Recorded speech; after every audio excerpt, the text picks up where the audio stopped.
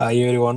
So നമ്മുടെ കൂടെ ഉള്ളത് ആശയാണ്. സോ ആശ ന്യൂകാസിൽ യൂണിവേഴ്സിറ്റിയിൽ ആസ്ട്രോഫിസിക്സിൽ PhD ചെയ്തുകൊണ്ടിരിക്കുകയാണ്. സോ നമുക്ക് അവളുടെ എക്സ്പീരിയൻസ് എങ്ങനെയാണ് ഇവിടെ PhD കിട്ടിയത്, എന്താണ് ബാക്ക്ഗ്രൗണ്ട്, എന്താണ്, എങ്ങനെ PhD എങ്ങനെ പോകുന്നു എന്നുള്ള കാര്യങ്ങളൊക്കെ നമുക്ക് ചോദിച്ചിട്ട് മനസ്സിലാക്കും. അപ്പോൾ ആശയെ നീ നിന്റെ ഒരു സെൽഫ് ഇൻട്രൊഡക്ഷൻ ഒക്കെ കൊടുത്തിട്ട് അങ്ങനെ സ്റ്റാർട്ട് ചെയ്തു.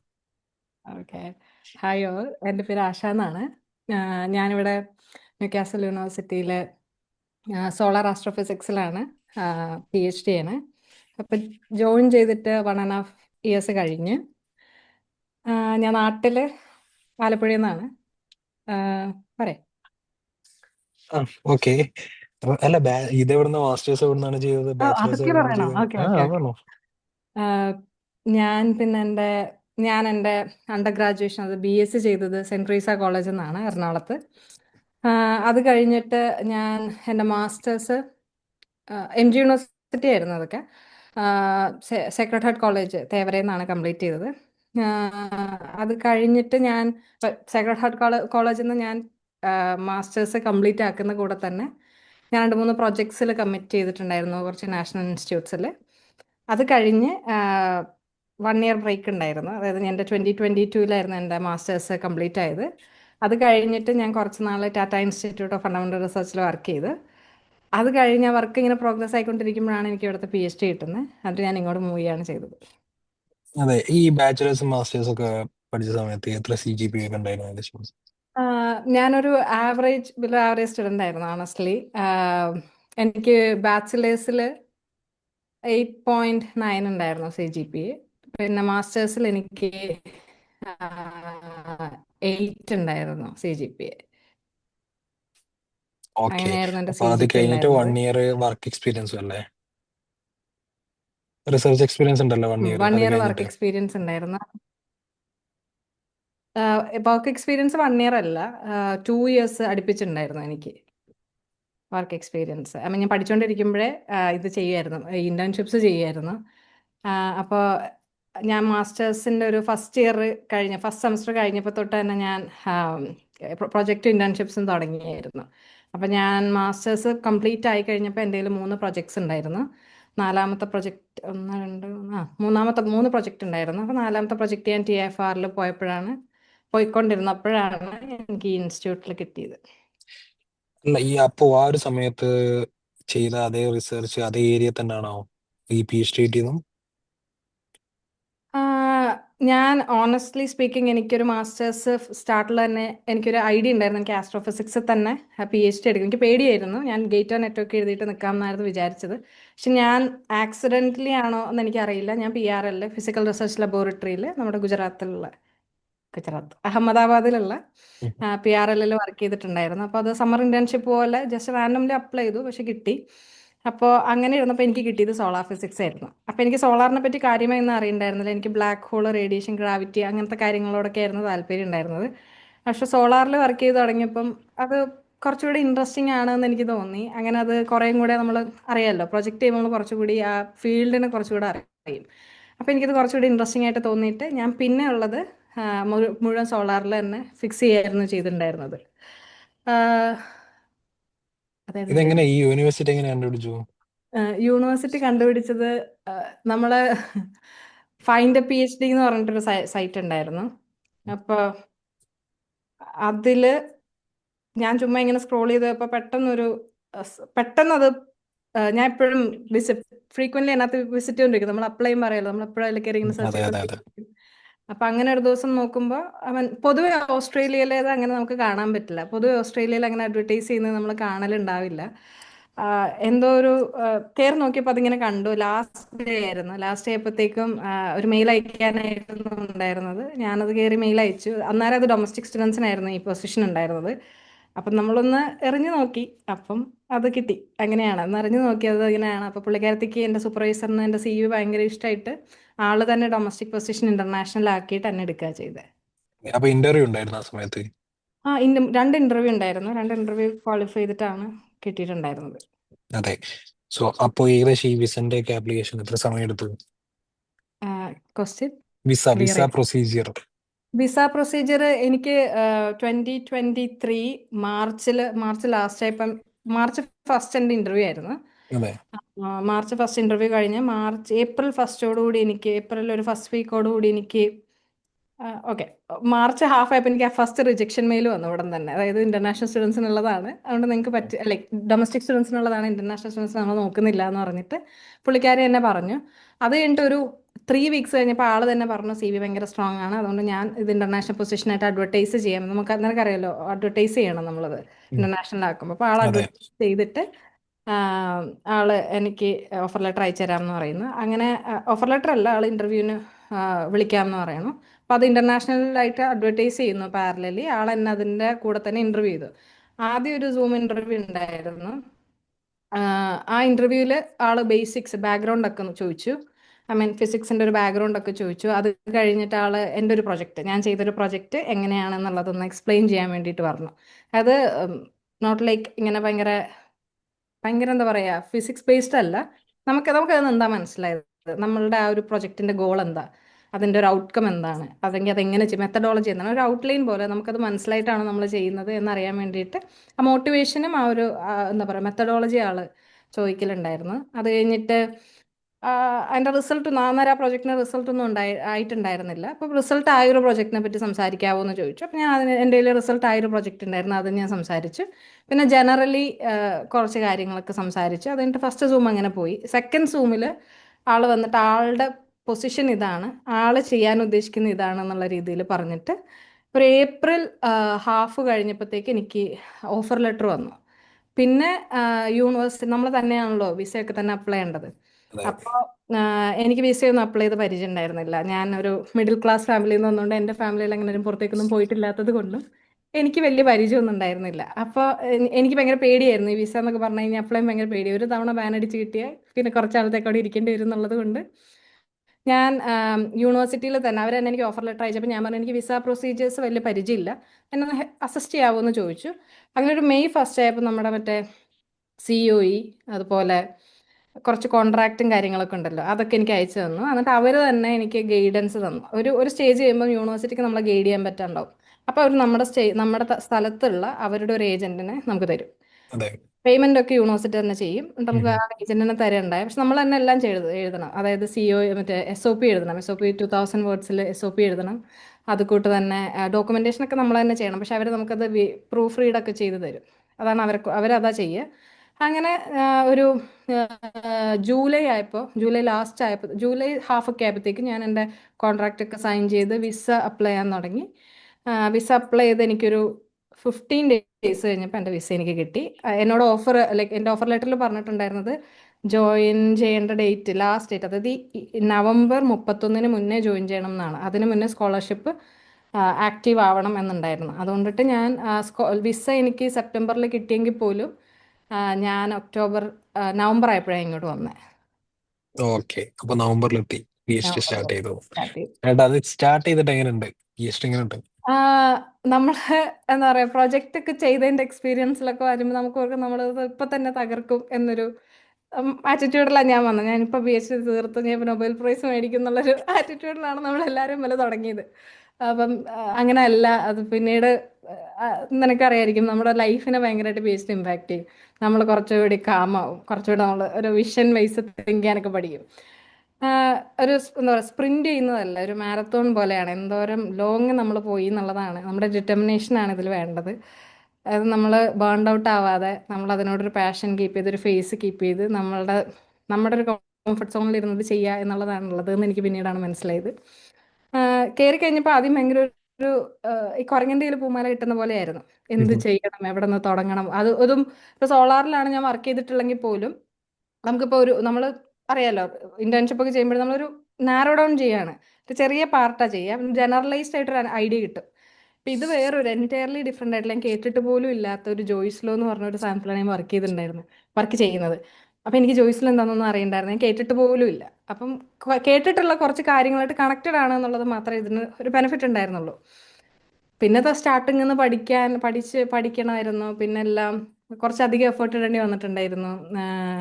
പിന്നെ കോഡിംഗ് ആണ്, ആസ്ട്രോഫിസിക്സ് മെയിൻലി കോഡിംഗ് ആണ്. നമുക്ക് ലാബിൽ എക്സ്പീരിമെന്റ്സ് അല്ല, കംപ്ലീറ്റ്ലി ഇപ്പോൾ ആസ്ട്രോഫിസിക്സ് എന്ന് പറയുമ്പോൾ നമ്മൾ ടെലസ്കോപ്പ് അങ്ങനെയൊന്നും അല്ല, കംപ്ലീറ്റ്ലി ഡാറ്റ നമുക്ക് കിട്ടും. നമ്മൾ ലാബിൻ്റെ ഫ്രണ്ടിൽ ഇരുന്ന് ഡാറ്റ അനലൈസ് ചെയ്യുന്നതാണ് ചെയ്യുന്നത്. ചില പൊസിഷൻസ് ഉണ്ട്, ഞാൻ കണ്ടിട്ടുണ്ട് അവർ ഡാറ്റ എടുക്കുന്നുണ്ട്. അതായത് ഡാറ്റ അവർ ഡയറക്റ്റ്ലി ഏതെങ്കിലും ഒരു ഒബ്സർവേറ്ററി ആയിട്ട് അലൈൻഡ് ആയിട്ട് അവർ ഡാറ്റ എടുക്കുന്നവരോട്. എനിക്കത് ഉണ്ടായിരുന്നില്ല. എനിക്ക് നാസയിൽ നിന്ന് ഡാറ്റ കിട്ടാണ്, ഞാനത് അനലൈസ് ചെയ്തിട്ട് ഇത് കണ്ടു അത് കണ്ടു എന്ന് റിപ്പോർട്ട് ചെയ്യുക എന്നുള്ളതായിരുന്നു എൻ്റെ ആദ്യത്തെ പണി. പിന്നെ എല്ലാം സ്ക്രാച്ചിൽ നിന്നായിരുന്നു. ഒരു മെത്തേഡ്, എൻ്റെ സൂപ്പർവൈസറുടെ പേപ്പറിൻ്റെ ഒരു മെത്തേഡ് ഞാൻ അത് ഒന്നും കൂടെ റീപ്രൊഡ്യൂസ് ചെയ്ത് പിന്നെ അവിടെ നിന്നായിരുന്നു എൻ്റെ പി എച്ച് ഡി തുടങ്ങിയിട്ടുണ്ടായിരുന്നു. ഫസ്റ്റ് ഇയർ കംപ്ലീറ്റ്ലി റീപ്രൊഡ്യൂസ് ചെയ്യുന്നൊരു, എൻ്റെ രീതിയിൽ റീപ്രൊഡ്യൂസ് ചെയ്യണം അതേ റിസൾട്ട്. അപ്പോൾ അതായിരുന്നു എൻ്റെ ഫസ്റ്റ് ഇയറിലെ ജോലി. ആദ്യം കുറച്ച് ടഫായിരുന്നു, പക്ഷേ ഇവൻച്വലി ഫസ്റ്റ് ഇയർ ടഫായിരുന്നു, പക്ഷേ ഇവൻച്വലി അത് സെക്കൻഡ് ഇയറിൽ എത്തിയപ്പം എനിക്ക് മനസ്സിലായി ഇതൊരു കാം ഫേസിൽ പോയാൽ നമുക്ക് ചെയ്യാൻ പറ്റും. അത് ഒരു കിട്ടാക്കനിയല്ല, അതായത് കഷ്ടപ്പെട്ടാലും കിട്ടില്ല എന്നുള്ള സാധനം, നമുക്ക് കഷ്ടപ്പെട്ട എൻ്റെ എന്താ പറയുക ബെനിഫിറ്റ് ഉണ്ടാവും എന്നുള്ളത് സാധനം മനസ്സിലായി. പിന്നെ ഒരു സ്ലോ ഫേസിൽ പോകാൻ തുടങ്ങി. കുഴപ്പമില്ലാണ്ട് പോകുന്നു ഇപ്പം. ആ ഒരു ടെൻഷൻ ഇല്ല, ഒരു ഹാൻഡിൽ ചെയ്യാൻ പഠിച്ചു.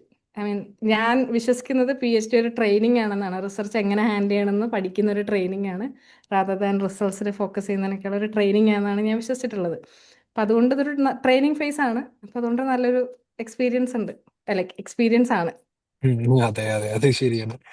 ഈ നമ്മുടെ ഈ സൂപ്പർവൈസേഴ്സും ഈ നമ്മുടെ കൂടെയുള്ള ഗ്രൂപ്പ് മേറ്റ്സും എങ്ങനെ, അവരെ കുറിച്ച് എന്താ പറയാനുള്ളത്? എൻ്റെ ഗ്രൂപ്പ് ചെറുതാണ്, പക്ഷെ ഞങ്ങൾക്ക് ഒരുപാട് കൊളാബ്സ് ഉള്ളൊരു ഗ്രൂപ്പാണ്. അപ്പോൾ എങ്ങനെയാന്ന് വെച്ചാൽ കുറച്ച് പേരേ ഉള്ളൂ. അപ്പോൾ എല്ലാവരും പല ടോപ്പിക്സിൽ വർക്ക് ചെയ്യുന്ന ആളുകളായത് കാരണം നമുക്ക് കോമൺ ആയിട്ടൊന്നും സംസാരിക്കാനുണ്ടായിരുന്നില്ല. പക്ഷെ നമ്മൾ വരുമ്പോൾ ഒരു കൾച്ചറൽ ഷോക്ക് ഉണ്ടാവുമല്ലോ, നമുക്ക് ഇവരോട് ഇത് സംസാരിക്കാം, അങ്ങനെ ഒരു സാധനമൊക്കെ എനിക്കുണ്ടായിരുന്നു. ഇത് അത് ഞാൻ എന്നിൽ അടിച്ചേൽപ്പിക്കാൻ നോക്കിയൊരു സാധനം ഇത് ഓസ്ട്രേലിയ ആണ്. അതുകൊണ്ടിട്ട് നമ്മൾ അങ്ങനെയാണ് ഇങ്ങനെയാണെന്നൊക്കെ നമ്മൾ ഒരു കൾച്ചറൽ ബാരിയർ ഇടും. അത് ഞാൻ ആദ്യം ചെയ്തിട്ടുണ്ടായിരുന്നു. ആദ്യം ആരോടും പോയി മിണ്ടൊന്നുമില്ലായിരുന്നു. ഭയങ്കരമായിട്ട് എൻ്റെ പണി ചെയ്യുക, വീട്ടിൽ പോവുക, ആ ഒരു ആറ്റിറ്റ്യൂഡായിരുന്നു. അതുകൊണ്ടുകൂടായിരുന്നു എനിക്ക് പി എച്ച് കുറച്ച് ടഫായിട്ട് തോന്നിയിട്ടുണ്ടായിരുന്നു ആദ്യം. പക്ഷേ ഇവഞ്ച്വലി ഞാൻ ഇവരും കൾച്ചറൽ ബാരിയർ ഒക്കെ ഉണ്ടെങ്കിൽ പോലും നമ്മളതൊക്കെ അക്നോളജ് ചെയ്ത് കഴിഞ്ഞ് കഴിഞ്ഞാൽ ഇവർ മനുഷ്യരാണ്, ഇവർ ഭയങ്കര വെൽക്കമിങ് ആണ്. നമ്മൾ അവരോട് കയറി മിണ്ടിക്കഴിഞ്ഞാൽ അവർ പിന്നെ വാടക്കില്ല, അങ്ങനത്തെ ആളുകളാണ്. നമ്മൾ അവരോട് മിണ്ടാൻ തുടങ്ങിയപ്പോൾ നമ്മുടെ റിസർച്ച് അതനുസരിച്ച്, ഇപ്പം നമുക്കൊരു സൂപ്പർവൈസർ എന്തെങ്കിലും ഒരു ക്വസ്റ്റ്യൻസ് ചോദിച്ചിട്ടുണ്ടെങ്കിൽ നമുക്ക് അറിയില്ല എങ്കിൽ നമ്മളത് ഗ്രൂപ്പ് മേറ്റ്സിൻ്റെ അടുത്ത് വന്ന് ഡിസ്കസ്, നമ്മളപ്പം നമ്മൾ വിചാരിക്കും ഇതൊരു ബിഗ് ഡീലാണ്, നമുക്കറിയില്ല, നമുക്കൊന്നും അറിയില്ല എന്നുള്ള ഇമ്പോസ്റ്റർ സിൻഡ്രോം വരാനുള്ള ഭയങ്കര ചാൻസ് കൂടുതലാണ്. വെൻ വി കമ്മ്യൂണിക്കേറ്റ് അത് മാറും. നമ്മളിപ്പോൾ നമ്മുടെ ഗ്രൂപ്പ് മേറ്റ്സിൻ്റെ അടുത്ത് അതേ ചോദ്യം ചെയ്യുമ്പോൾ അവർ നമ്മളെ പോലെ ഇങ്ങനെ കിളി പോയ പോലെ ഇരിക്കും. അപ്പോൾ നമുക്കത് കാണുമ്പോൾ ഒരു സന്തോഷം ഉണ്ടാവും. അപ്പം എല്ലാവർക്കും എല്ലാം അറിയില്ല, അതായത് അത് നമുക്ക് മനസ്സിലാവുക കമ്മ്യൂണിക്കേറ്റ് ചെയ്യുമ്പോഴാണ്. നമ്മൾ പി എച്ച് ഡിയിൽ ഇമ്പോർട്ടൻ്റ് ആണ് നമ്മുടെ ഫെലോ ബീങ്സുമായിട്ട് കമ്മ്യൂണിക്കേറ്റ് ചെയ്യുക. അപ്പം നമ്മൾ ചെന്നിട്ട് ഇതെങ്ങനെയാണ്, അപ്പം അവരുടെ തലയിൽ നമ്മളിത് അതിൽ തന്നെ ഫോക്കസ് ചെയ്യുന്ന കാരണം ചിലപ്പോൾ നമുക്ക് വൈഡർ വ്യൂവിൽ തിങ്ക് ചെയ്യാൻ പറ്റില്ല. അപ്പോൾ അവരോട് കമ്മ്യൂണിക്കേറ്റ് ചെയ്യുമ്പോൾ ഈവൻ ദോ ഫീൽഡൊക്കെ ഡിഫറെൻ്റ് ആണെങ്കിൽ അവരുടെ തലയിൽ ഒരു ഐഡിയ കിട്ടും, അത് നമ്മളവരോട് ഡിസ്കസ് ചെയ്യും. അങ്ങനെയൊക്കെ റിസർച്ച് ഇമ്പ്രൂവ് ആവും നമുക്ക്. അതെ കൊളീഗ്സ്, എനിക്ക് ഫസ്റ്റ് ഇയറിൽ ഞാൻ സംസാരിക്കാത്തത് കൊണ്ടാണ് എനിക്ക് അങ്ങനെ ഒരു നല്ലൊരു ഒരു എന്താ പറയുക കമ്മ്യൂണിക്കേഷൻ അവരായിട്ട് ഉണ്ടായിരുന്നില്ല. പക്ഷെ ഇപ്പോൾ എല്ലാവരോടും സംസാരിക്കുന്ന കൊണ്ടിട്ട് നല്ലൊരു ഗ്രൂപ്പിൽ പോകാനും ഓഫീസിൽ പോകാനൊക്കെ അതൊരു മോട്ടിവേഷനാണ്. അതെ. അതെ, നമ്മൾ ഇനീഷ്യേറ്റീവ് എടുക്കുക. നമ്മൾ ഇങ്ങോട്ട് എല്ലാവരും വന്ന് മിണ്ടണം എന്നുള്ളതല്ല, നമ്മൾ അങ്ങോട്ട് പോയി മിണ്ടാൻ പഠിക്കുക. എല്ലാവർക്കും അറിയാം നമുക്കൊന്നും അറിയില്ല, ആർക്കും ഒന്നും അറിയില്ല, എല്ലാവരും പഠിക്കുന്നവരാണ്, അതുകൊണ്ട് എല്ലാവരും വെൽക്കമിങ് ആയിരിക്കും. അതെ, അത് പിന്നെ ശരിയാണ്. സൂപ്പർവൈസർ ആള് ആ, അത്യാവശ്യം സപ്പോർട്ടിങ് ആണ്. അതായത് ആദ്യം ഞങ്ങളുടെ ഇടയിൽ ഒരു കൾച്ചറൽ സാധനം ഉണ്ടായിരുന്നു, ഡൈനാമിക്സ് പ്ലേ ചെയ്യുന്നുണ്ടായിരുന്നു. അത് നമ്മൾ ഇന്ത്യൻ സൂപ്പർവൈസേഴ്സിനെ കാണുന്ന പോലെ പ്രൈസ് ചെയ്തൊന്നും നിൽക്കാൻ പാടില്ല. അതായത് അവരെന്ത് പറഞ്ഞാലും കേൾക്കുക, അങ്ങനൊന്നല്ല. ഇവർ നമ്മളെ കാണാൻ കൊളീഗ്സ് ആയിട്ടാണ്, സ്റ്റുഡൻ്റ് ആയിട്ടല്ല, കൊളീഗ്സ് ആയിട്ടാണ് കാണാം. നമ്മൾ റിസർച്ച് ചെയ്യാൻ വന്ന് കൊളീഗ്സ് എന്നുള്ള രീതിയിലാണ് കാണാം. നമ്മൾ നമ്മുടെ ഐഡിയാസ് അവരോട് പറയുക, അവർ അവരുടെ ഐഡിയാസ് പറയും. ഒരു മ്യൂച്വാലിറ്റി ഉണ്ട് അവിടെ. അതായത് നിങ്ങൾ എൻ്റെ ബോസ് അങ്ങനല്ല, നിങ്ങൾ എൻ്റെ കൊളീഗാണ്, ഞാൻ നിങ്ങളോട് വർക്ക് ചെയ്യുന്ന ഒരാളാണ്, അത്രയേ ഉള്ളൂ. അതൊരു വർക്ക് ലൈഫ് ബാലൻസ് ഒക്കെ എനിക്ക് തോന്നുന്നു ഇന്ത്യയിലേക്കാളും കുറച്ചുകൂടെ നല്ലത് ഇവിടെയാണ്. അതായത് അവർ നമ്മളോട് വർക്ക് ചെയ്യാൻ പറയില്ല, അവർ നമ്മളോട് രാവിലെ നമ്മുടെ കാര്യത്തിലൊന്നും അവർ ഇടപെടാൻ വരില്ല. വർക്ക് ചെയ്യുക, റിസൾട്ട് ഉണ്ടാക്കുക, നിങ്ങളുടെ പണി ചെയ്യുക. അതായത് നിങ്ങളൊരു ഇൻഡിവിജ്വൽ ആണ്, you do your business, I'll do my business. അതാണ് ഇവിടുത്തെ ആറ്റിറ്റ്യൂഡ്. ആരും കമ്പൽ ചെയ്യാൻ വരില്ല, ആരും പ്രഷർ ചെയ്യാൻ വരില്ല. അങ്ങനെയൊക്കെയാണ്. നമ്മൾ പണി ചെയ്യുന്നുണ്ടോ എന്നൊന്നും എത്തി വലിഞ്ഞൊന്നും നോക്കില്ല. നമ്മൾ ചെയ്യുക, അപ്ഡേറ്റ്സ് കൊടുക്കേണ്ടപ്പോൾ അപ്ഡേറ്റ്സ് കൊടുക്കുക. അപ്ഡേറ്റ്സ് കൊടുത്തില്ല ഇടയ്ക്ക് വരും, ഹേയ് കണ്ടില്ലല്ലോ കുറച്ച് നാളായിട്ട് എന്താണ് സംഭവിക്കുന്നത്, ഒരു ഫ്രണ്ട്ലി മെയിൽ വരും. അപ്പം നമ്മൾ അതനുസരിച്ച് അതൊന്നും സംഭവിക്കുന്നില്ല, നമ്മൾ സ്റ്റക്കായിട്ട് നിൽക്കാന്ന് പറയുമ്പോഴത്തേക്ക് അവർ പറയും നമുക്കൊന്ന് മീറ്റ് ചെയ്യാന്ന് പറയും. അപ്പോൾ അവർ ഫ്രണ്ട്ലി സജഷൻസ് പറയും. അങ്ങനെയാണ് ഒരു നല്ലൊരു വർക്ക് ലൈഫ് ബാലൻസ് ഉണ്ട്. പിന്നെ നമുക്ക് 3.5 ഇയേഴ്സിൽ തീർക്കേണ്ട ഒരു ഇതുള്ളത് കൊണ്ട് വർക്ക് കുറച്ച് പെട്ടെന്ന് ചെയ്യണം, അതേ ഉള്ളൂ. അല്ലാതെ അത് അവർ പ്രഷറും ചെയ്യില്ല. നമ്മുടെ വർക്ക് നമ്മളിവിടെ വരുമ്പോൾ പുറത്ത് വരുമ്പോൾ കേൾക്കുന്ന ഒരു പല്ലവിയാണ്, യു അതെ have PhD, your project, it's your problem എന്ന് പറയും. അതെ അതെ, എന്ന് പറയും. അത് ശരിയാണ്. അപ്പോ ഈ ഈ ആസ്ട്രോഫിസിക്സ് ഒക്കെ അതിലൊക്കെ PhD ചെയ്യാൻ താല്പര്യമുള്ള ഒരാൾക്ക് എന്ത് അഡ്വൈസാ കൊടുക്കാണ്ടാകും? PhD ചെയ്യാൻ ആഗ്രഹമുള്ള ഒരാൾക്ക് കൊടുക്കാനുള്ള അഡ്വൈസ്, ഐ മീൻ എന്ത് സെൻസില്? എന്ത് സെൻസിലെന്ന് പറയുമ്പോൾ ഒരു പൊസിഷൻ കിട്ടാനും വേണ്ടിയിട്ട് അവർ എത്രത്തോളം എഫേർട്ട് ഇടണം, എന്തൊക്കെ അവർ ശ്രദ്ധിക്കണം, അവരുടെ CV എങ്ങനെ ബൂസ്റ്റ് ചെയ്യാം? ഉം. അതൊരു നല്ല ക്വസ്റ്റ്യൻ ആണ്. ആസ്ട്രോഫിസിക്സ് ഇപ്പൊ എല്ലാവർക്കും അറിയാം, നല്ല വൈഡ് ആയിട്ടുള്ള ഒരു ഫീൽഡാണ്. ഇപ്പൊ ഞാൻ ആദ്യം പറഞ്ഞല്ലോ, ആദ്യം എടുത്ത topic black hole radiation, cosmology ഒക്കെ പോലുള്ള ടോപ്പിക്കാണ്. അതിലൊക്കെ നല്ല കോമ്പറ്റീഷനാണ്. അതായത് ആസ്ട്രോഫിസിക്സിൽ ബേസിക്കലി ഫണ്ടിങ് പാസ്സാവാൻ പാടാം. ഇപ്പം അഫ്നാസിൻ്റെത് എനിക്കാണ് മെറ്റീരിയൽ സയൻസ് അല്ലേ. അതെ, മെറ്റീരിയൽസ്. അതായത് ഒരു റിസർച്ചിന്റെ ഗോൾ എന്ന് പറഞ്ഞാൽ അത് കോമണർ, ഒരു സാധാരണക്കാരന് എന്ത് ബെനിഫിറ്റ് ഉണ്ടാവുന്നു എന്നുള്ളതാണ്. അങ്ങനെയുള്ള സാധനങ്ങൾക്ക് ഫണ്ടിങ് പെട്ടെന്ന് കിട്ടും. അതായത് ചുരുക്കി പറഞ്ഞാൽ നാട്ടുകാരടക്കുന്ന ടാക്സ് നമുക്ക് അവർ സാലറി ആയിട്ട് തരികയാണ്. അപ്പോൾ അവർക്ക് ഫണ്ടിങ് അതോറിറ്റിക്ക് ബോധിപ്പിക്കേണ്ടത് ഈ പൈസ നിങ്ങൾക്ക് തന്ന സാധാരണക്കാർക്ക് എന്താണ് ഗുണം എന്നുള്ളതാണ്. അപ്പോൾ കോസ്മോളജി പോലുള്ള ടോപ്പിക്സിൽ ഇൻഡയറക്ട്ലി എന്താ പറയുക, ഇപ്പം ഐ മീൻ കോമണേഴ്സിന് അങ്ങനെ വലിയ എന്താ പറയുക ബെനിഫിറ്റ്സ് ഒന്നും കിട്ടുന്നില്ല. അപ്പം അങ്ങനെയുള്ള ടോപ്പിക്സിന് ഫണ്ടിങ് കുറവാണ്, പൊസിഷൻസ് കുറവായിരിക്കും, കോമ്പറ്റീഷൻ കൂടുതലായിരിക്കും. ഇപ്പോൾ അഫ്നാസൊക്കെ ചെയ്യുന്ന ടോപ്പിക്ക് ഡയറക്ട്ലി എന്താ പറയുക ആളുകൾക്ക് ഉപയോഗമുള്ള സാധനങ്ങളായതുകൊണ്ട് അതെ. ഫണ്ടിങ് കൂടുതലായിരിക്കും, പൊസിഷൻസും കൂടുതലായിരിക്കും. കോമ്പറ്റീഷൻ കുറവാണെന്നൊന്നും ഞാൻ പറയണില്ല. കോമ്പറ്റീഷൻ അതിനും അതിൻ്റെതായ പോലെ ഉണ്ടാവും, പക്ഷെ പൊസിഷൻസ് കൂടുതലുണ്ടാവും. അപ്പോൾ ആസ്ട്രോഫിസിക്സിന് ചെയ്യേണ്ട എന്നിട്ട് വെച്ചാൽ നിങ്ങളിപ്പോൾ നിങ്ങൾക്കൊരു ഗോളുണ്ട്. ഇപ്പോൾ നിങ്ങൾക്ക് കോസ്മോളജിയിലാണ് വർക്ക് ചെയ്യണമെങ്കിൽ നിങ്ങൾ നല്ല കോമ്പറ്റീഷൻ ഉണ്ടാവും. നിങ്ങൾക്ക് ഒരു ഒരു 3-4 പ്രൊജക്റ്റ് ചെയ്യാൻ വേണ്ടിയല്ല, നിങ്ങൾക്ക് ആ ഫീൽഡിനോടൊരു വെച്ചാൽ നമുക്ക് ചെയ്ത് തുടങ്ങുമ്പോഴാണ് അതിനകത്ത് കുറേ പ്രശ്നങ്ങൾ മനസ്സിലാവുക. ഇങ്ങനെയാണ് പഠിക്കേണ്ടത്, അങ്ങനെയാണ് വർക്ക് ചെയ്യേണ്ടത് നമുക്ക് മനസ്സിലാവും. ഒരു എക്സ്പീരിയൻസ് എന്ന് പറയും. ആ സാധനം ഉണ്ടാക്കിയെടുക്കുക. അത് നിങ്ങൾക്ക് എത്ര പ്രൊജക്റ്റ് ചെയ്യാൻ പറ്റുന്നോ അത്രയും പ്രൊജക്റ്റ് ചെയ്യുക. അതുപോലെ സ്കിൽ ഉണ്ടാക്കുക. ഇപ്പം എൻ്റെ ഫീൽഡിൽ കോഡിങ് ഇമ്പോർട്ടൻ്റ് ആണ്. അത് ഏതെങ്കിലും ഒരു ലാംഗ്വേജ് മതി. ഇന്ന ലാംഗ്വേജ് ഒന്നുമില്ല, അതൊക്കെ നമ്മൾ ഫ്രീ ആണ്. ഇവിടെ അങ്ങനെ ഒരു ബെനിഫിറ്റ് ഉണ്ട്. നമുക്ക് എന്തിലാണോ കംഫർട്ട് അതിൽ നമുക്ക് വർക്ക് ചെയ്യാം. ഇപ്പോൾ എനിക്ക് പൈത്തണാണ് ഇഷ്ടമെങ്കിൽ എനിക്ക് പൈത്തണിൽ വർക്ക് ചെയ്യാം. ചിലർക്ക് ഫോർട്രാൻ എന്ന് പറഞ്ഞ ലാംഗ്വേജ് ആയിരിക്കും, അവർക്ക് അതിൽ വർക്ക് ചെയ്യാം. അത് തന്നെ നമ്മുടെ വർക്ക് നടന്നാൽ മതി. അതാണ് ഇവിടുത്തെ സാധനം. അപ്പോൾ ചില ഇന്ത്യയിലൊക്കെ ഞാൻ കണ്ടിട്ടുണ്ട് ഈ ലാംഗ്വേജിൽ തന്നെ വർക്ക് ചെയ്യണം എന്ന് പറയുന്നവരെ ഞാൻ കണ്ടിട്ടുണ്ട്. ഉം. അപ്പം നിങ്ങൾ അങ്ങനെ എന്താണോ ലാംഗ്വേജ്, അപ്പം നിങ്ങൾക്ക് കോഡിങ് ആവശ്യമുണ്ടെങ്കിൽ കോഡിങ്. ആസ്ട്രോയിൽ ഭൂരിഭാഗം എല്ലാത്തിലും കോഡിങ് വേണം. കോഡിങ് ഒരു മസ്റ്റ് ആയിട്ടുള്ള സാധനമാണ്. നമ്മൾ ഡാറ്റ അനലൈസ് ചെയ്യുക, അല്ലെങ്കിൽ തിയറി ആണെങ്കിൽ തിയറി കുറച്ച് ടഫായിട്ടുള്ള സാധനമാണ്. ചിലർക്ക് ഈസിയാണ്, എനിക്ക് ടഫാണ്. അപ്പോൾ തിയറി എങ്ങനെ ഹാൻഡിൽ ചെയ്യാന്നൊക്കെ എക്സ്പീരിയൻസ് കൊണ്ട് നിങ്ങൾ പഠിക്കുള്ളൂ. അപ്പോൾ നിങ്ങൾ ഏതെങ്കിലും ഒരു നാഷണൽ ഇൻസ്റ്റിറ്റ്യൂട്ടിലോ, ഇപ്പോൾ ഇന്ത്യയിലുള്ളവരാണെങ്കിൽ നാഷണൽ ഇൻസ്റ്റിറ്റ്യൂട്ടിൽ ചെയ്യുകയാണെങ്കിൽ വളരെ നല്ലത്. ഇൻ്റർനാഷണൽ ഇൻസ്റ്റിറ്റ്യൂട്ട്സ് കിട്ടുകയാണെങ്കിൽ എന്തുകൊണ്ടും നല്ലത്. ബേസിക്കലി നമ്മൾ റിലേ ചെയ്യാൻ പറ്റുന്ന ഒരു സൂപ്പർവൈസറിൻ്റെ അണ്ടറിൽ വർക്ക് ചെയ്യുക, ഒരു നാഷണൽ ഫിഗറിൻ്റെ അടുത്ത് വർക്ക് ചെയ്തിട്ട് അവരുടെ അടുത്ത് നിന്ന് റെഫറൻസ് കിട്ടുക എന്നുള്ളതാണ്.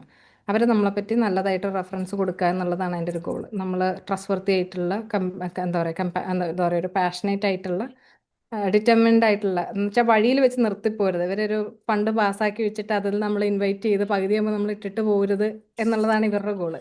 അതാണ് അതാണ് റെഫറൻസ് കൊണ്ട് ഉദ്ദേശിക്കുന്നത്. അയാളെ റിലേ ചെയ്യാൻ പറ്റുന്ന ഒരാളാണെന്ന് അവർ എഴുതി കൊടുക്കുന്നിടത്താണ് നമുക്ക് PhD കിട്ടുക.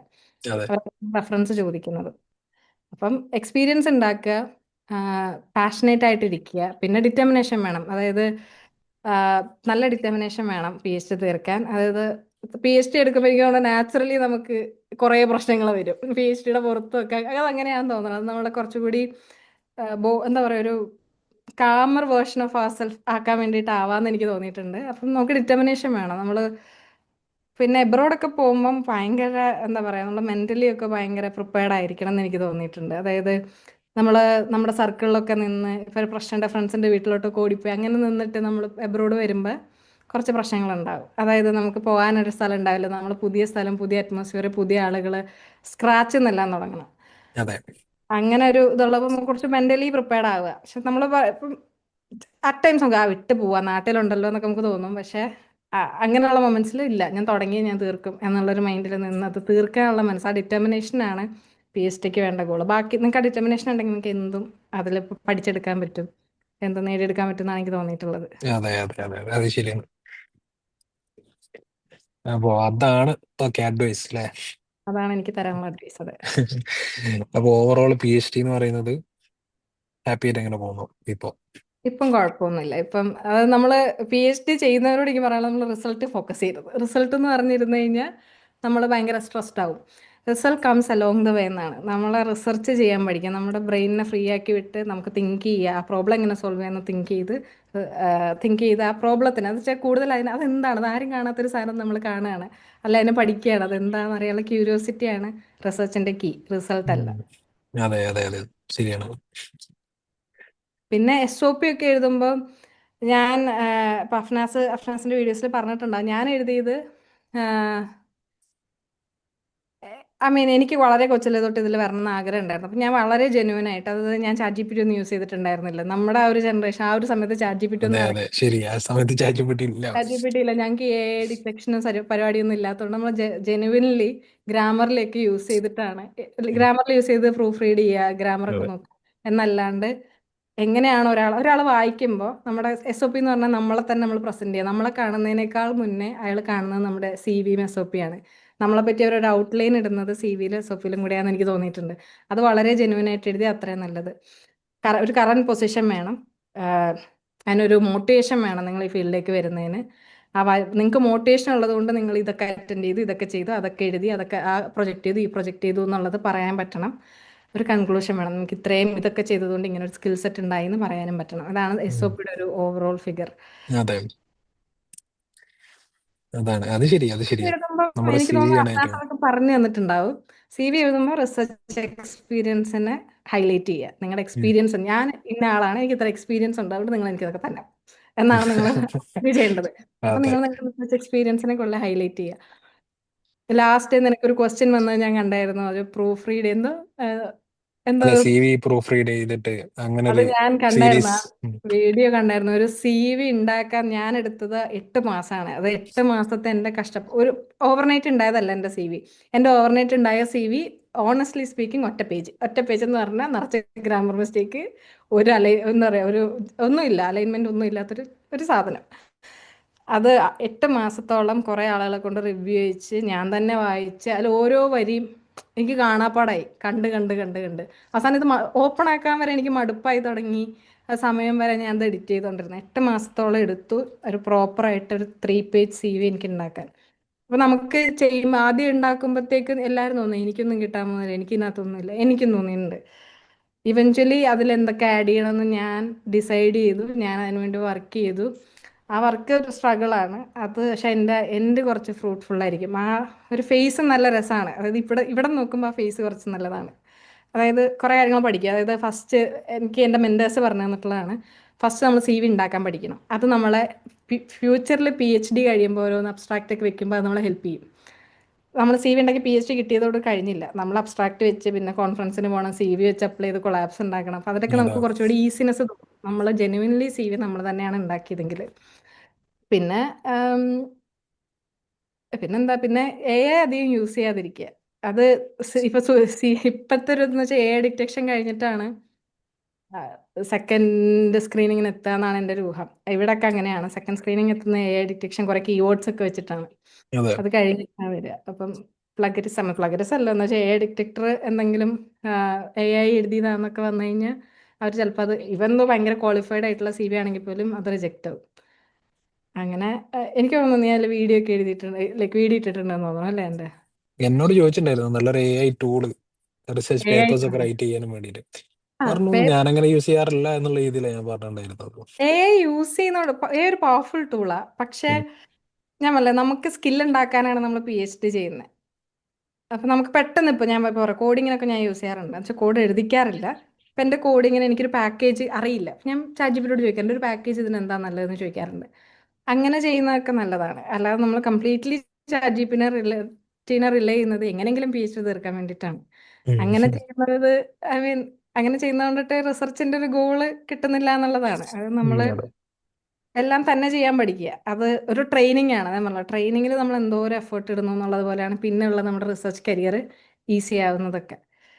അങ്ങനെ അപ്പം പഫ്നാസിനോട് ചോദിച്ചാൽ പ്രൂഫ് റീഡ് ചെയ്യാൻ നല്ല സമയം എടുക്കും. അതായത് നമ്മൾ തുടക്കം മുതൽ അത് ഓരോ പൊസിഷൻ ഓരോ ഗോൾ ഉണ്ടാവും, അതിന് വേണ്ട സ്കില്ലും ഡിഫറെൻ്റ് ആയിരിക്കും. അപ്പം അതിനനുസരിച്ച് നമ്മൾ CV ക്രാഫ്റ്റ് ചെയ്യുമ്പോൾ അത് ഇപ്പോൾ ആ പൊസിഷൻ വെച്ചിട്ട് അവൻ നോക്കി അത് പ്രൂഫ് റീഡ് ചെയ്യുമ്പോൾ അവൻ്റെ ഒരുപാട് സമയം പോകും. അത് ഒരു ഒരു 2 മണിക്കൂർ മിനിമം എടുക്കുക അതിൽ കറക്ഷൻസ് ഒക്കെ. നമ്മൾ ഈ ഒരു പേപ്പർ റിവ്യൂ ചെയ്യുന്നതിനേക്കാളും ക്രൂഷ്യലായിട്ട് റിവ്യൂ ചെയ്യേണ്ട ഒരു സാധനമാണെന്ന് തോന്നിയിട്ടുണ്ട്. നല്ല സമയം എടുക്കും. ഒരെണ്ണൊക്കെ തന്നെ ഒരാളെ തന്നെ നമ്മളങ്ങനെ കോൺസെൻട്രേറ്റ് ചെയ്യാൻ തന്നെ നമുക്ക് നല്ല സമയം എടുക്കും. അതെ കാരണം അതെ ഒരുപാട് അതെ പേര് അതെ, അതൊരു ഒരു കരിയർ സ്ട്രീമായിട്ട് വേണം എടുക്കുക. അത് ഇങ്ങനെ CV ഒക്കെ റെഡി ആക്കി എടുക്കുന്നത്. അല്ലാതെ PhDയുടെ കൂടെ അത് ചെയ്യാന്ന് പറഞ്ഞാൽ ഇല്ല ഭയങ്കര ഇല്ല പാടാണ്. അതെ അത് വളരെ ശരിയാണ്. Correct. അപ്പൊ നമ്മൾ ഏകദേശം എല്ലാം കവർ ചെയ്തെന്ന് തോന്നുന്നില്ലേ? ഏറെക്കുറെ. അതെ നമ്മള് ബാക്ക്ഗ്രൗണ്ട് പറഞ്ഞു, ഇപ്പോഴത്തെ PhD ലൈഫ് പറഞ്ഞു, പിന്നെ ഇതൊന്നാണ് പിന്നെ ചെയ്യട്ടെ ഒരൊറ്റ മിനിറ്റ്.